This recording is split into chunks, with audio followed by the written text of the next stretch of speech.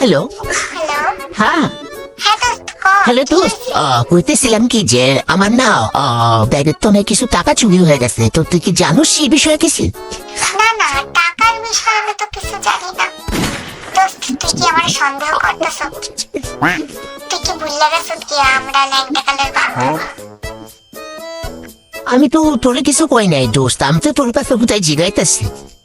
আমি কি তোর দাঁড়িতে বাড়তে করছি? তুই আমার বিশ্বাস করিস না? তুই আমার কল দিয়ে জিজ্ঞাসা করছিস আমি নিজেকে মিলাই। তুই কি বলতে চাইতেছিস বল? তোর সব বিপদে আপদে একমাত্র আমি তোর পাশে থাকি, তুই আমার চোর বদনাম দিতে চাইতেছ? আরে ব্যাপারটা তো বুঝ, আমি তোরে কি করতে চাইতেছি। তুই আমার ইজ্জত মান সম্মান সব নষ্ট করে আরে আরে আরে তুই কষ্ট পাইতেছ কেন? ফোন করে তুই আমার জিজ্ঞাসা করছিস তুই আমার চোর বদনাম দিতে চাইতেছ? আরে আমার কথাটা তো বুঝ, তোর কি আমার জানার কথা? কি করলি দোস্ত? তুই আমার বিশ্বাস ভরসা সব তোরে তো আমি কিছু কই নাই। আমি এই সমাজে কেমনে মুখ দেখাবো? আমি তো কোথায় জিগাইলাম, তুই কিছু জানোস নাকি? ঠিক করলি না দোস্ত, আমি তোর লগে আমার এই মুখ তোলার কোনোদিনও আমি দেখাবো না। আমি তোর কোনোদিনও আমার এই মুখ আর দেখাবো না, তুই দেখতে নিস। আরে আমার কথাটা তো বুঝ।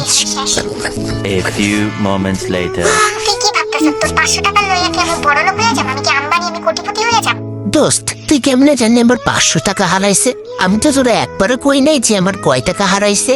না না না, মানে আমি কইতে চাইতেছিলাম মানে আমি আর কি